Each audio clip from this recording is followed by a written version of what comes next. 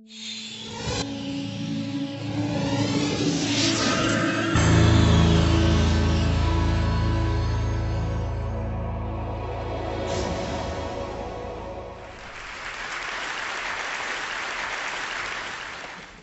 a group of people in Kenya. People cross oceans to go see them. These people are tall, they jump high, they wear red, and they kill lions. You might be wondering, who are these people? These are the Maasais. You know what's cool? I'm actually one of them. The Maasais, the boys are brought up to be warriors. The girls are brought up to be mothers. When I was 5 years old, I found out that I was engaged to be married as soon as I reached puberty. My mother, my grandmother, my aunties, they constantly reminded me that your husband just passed by. Cool, yeah? And everything I had to do from that moment was to prepare me to be a perfect woman at age 12. My day started at 5 in the morning, milking the cows, sweeping the house, cooking for my siblings, collecting water, firewood. I did everything that I needed to do to become a perfect wife. I went to school, not because the Maasais, women or girls, were going to school. It's because my mother was denied an education. And she constantly reminded me and my siblings that she never wanted us to live the life she was living. Why did she say that? My father worked as a policeman in the city. He came home once a year. We didn't see him for sometimes even 2 years. And whenever he came home, it was a different case. My mother worked hard in the farm to grow crops so that we can eat. She reared the cows and the goats so that she can care for us. But when my father came, he would sell the cows, he would sell the products we had, and he went and drank with his friends in the bars. Because my mother was a woman, she was not allowed to own any property. And by default, everything in my family, anyway, belonged to my father. So he had the right. And if my mother ever questioned him, she beat her, abused her, and really, it was difficult. When I went to school, I had a dream. I wanted to become a teacher. Teachers looked nice. They wear nice dresses, high-heel shoes. I found out later that they're uncomfortable, but I admired it. But most of all, the teacher was just writing in the board, not hard work, that's what I thought, compared to what I was doing in the farm. So I wanted to become a teacher. I worked hard in school. But when I was in 8th grade, it was a determining factor. In our tradition, there's a ceremony that girls have to undergo to become women, and it's a rite of passage to womanhood. And then I was just finishing my 8th grade, and that was a transition for me to go to high school. This was the crossroad. Once I go through this tradition, I was going to become a wife. Well, my dream of becoming a teacher will not come to pass. So I had to come up with a plan to figure these things out. I talked to my father. I did something that most girls have never done. I told my father, I will only go through this ceremony if you let me go back to school. The reason why, if I ran away, my father will have a stigma. People will be calling him the father of that girl who didn't go through the ceremony. It was a shameful thing for him to carry the rest of his life. So he figured out, well, he said, okay, you'll go to school after the ceremony. I did. The ceremony happened. It's a whole week long of excitement. It's a ceremony. People are enjoying. And the day before the actual ceremony happens, we were dancing, having excitement, and through all the night, we did not sleep. The actual day came, and we walked out of the house that we were dancing. As we danced and danced, we walked out to the courtyard, and there were a bunch of people waiting. They were all in a circle. And as we danced and danced, and we approached this circle of women, men, women, children, everybody was there. There was a woman sitting in the middle of it.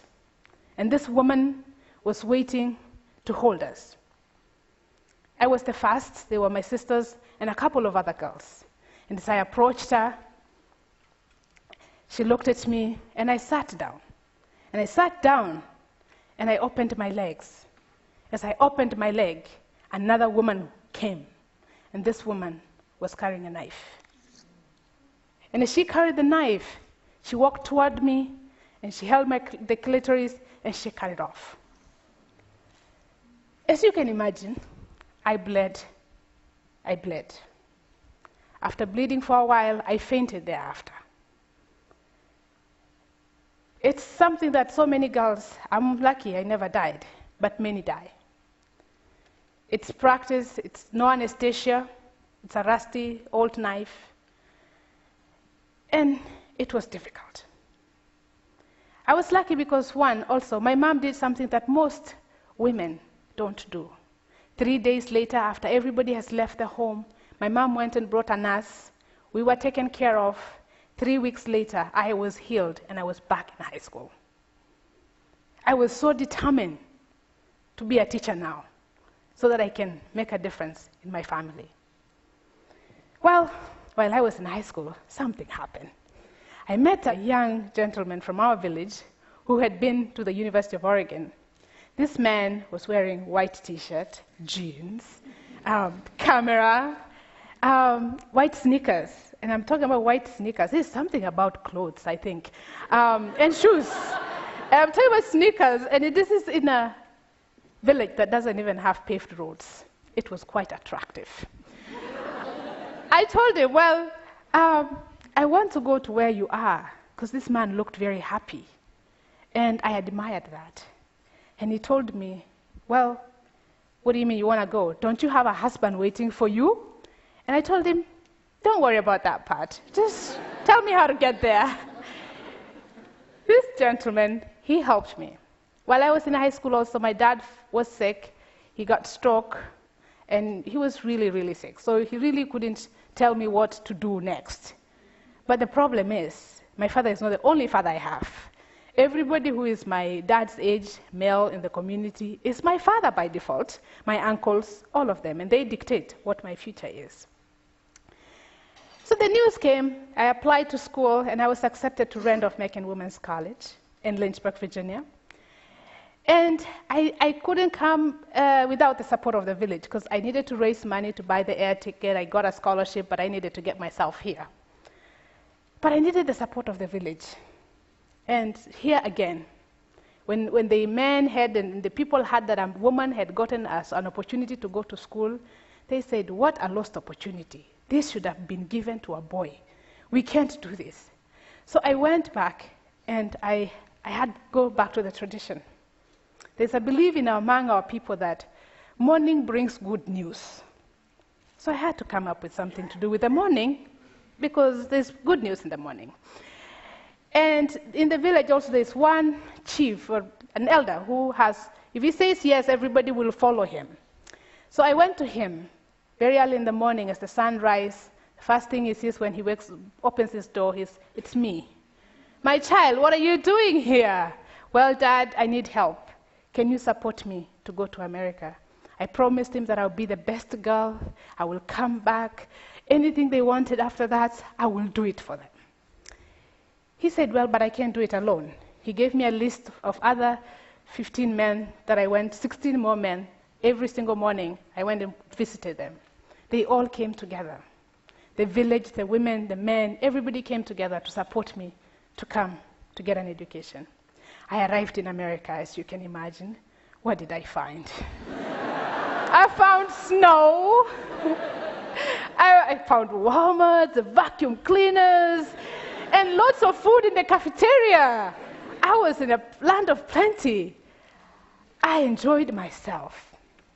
But during that moment, while I was here, I discovered a lot of things. I learned that ceremony that I went through when I was 13 years old, it was called female genital mutilation. I learned that it was against the law in Kenya. I learned that I did not have to trade part of my body to get an education. I had a right. And as we speak right now, 3 million girls in Africa are at risk of undergoing through this mutilation. I learned that my mom had a right to own property. I learned that she did not have to be abused because she's a woman. Those things made me angry. I wanted to do something. As I went back, every time I went, I found that my neighbors' girls were getting married. They were getting mutilated. And here, after I graduated from here, I worked at the UN. I went back to school to get my graduate work. The constant cry of these girls was on my face. I had to do something. As I went back, I started talking to the men, to the village and mothers, and I said, I want to give back the way I had promised you that I would come back and help you. What do you need? As I speak to the women, they told me, you know what we need? We really need a school for girls, because there had not been any school for girls. And the reason they wanted the school for girls is because when a girl is raped when she's walking to school, the mother is blamed for that. If she got pregnant before she got married, the mother is blamed for that, and she's punished, she's beaten. They said we wanted to put our girls in a safe place. As we moved, and I went to talk to the fathers, of course, you can imagine what they said. We want a school for boys. And I said, well, there are a couple of men from my village who have been out, and they have got an education. Why can't they build a school for boys, and I'll build a school for girls? That made sense, and they agreed. And I told them, I wanted them to show me a sign of commitment. And they did. They donated land where we built the girls' school we have. I want you to meet one of the girls in that school. Angeline came to apply for the school, and she did not meet any criteria that we had. She's an orphan. Yes, we could have taken her for that. But she was older. She was 12 years old, and we were taking girls who were in 4th grade. Angeline had been moving from one place, because she's an orphan, she has no mother, she has no father, moving from one grandmother's house to another one, from aunties to aunties. She had no stabilities in her life. And I looked at her, I remember that day, and I saw something beyond what I was seeing in Angeline. And yes, she was older to be in 4th grade. We gave her the opportunity to come to the class. 5 months later, that is Angeline. A transformation had begun in her life. Angeline wants to be a pilot so that she can fly around the world and do a difference. She was not the top student when we took her. Now she's the best student, not just in our school, but in the entire division that we are in. That's Sharon. That's 5 years later. That's Evelyn. 5 months later. That is the difference that we are making. As a new dawn is happening in my school, a new beginning is happening.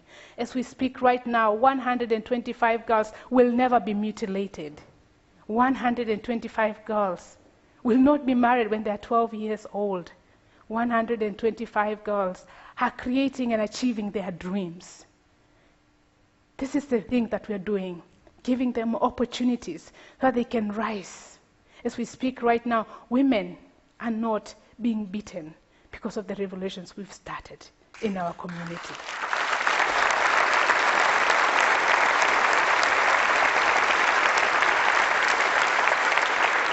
I want to challenge you today. You're listening to me because you are here very optimistic. You are somebody who is so passionate. You are somebody who wants to see a better world. You are somebody who wants to see the war end, no poverty. You are somebody who wants to make a difference. You are somebody who wants to make our tomorrow better. I want to challenge you today that be the first, because people will follow you. Be the first, people will follow you.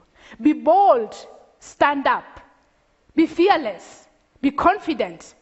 Move out, because as you change your world, as you change your community, as we believe that we are impacting one girl, one family, one village, one country at a time. We are making a difference. So if you change your world, you're going to change your community, you're going to change your country, and think about that. If you do that and I do that, aren't we going to create a better future for our children, for your children, for our grandchildren, and we will live in a very peaceful world. Thank you very much.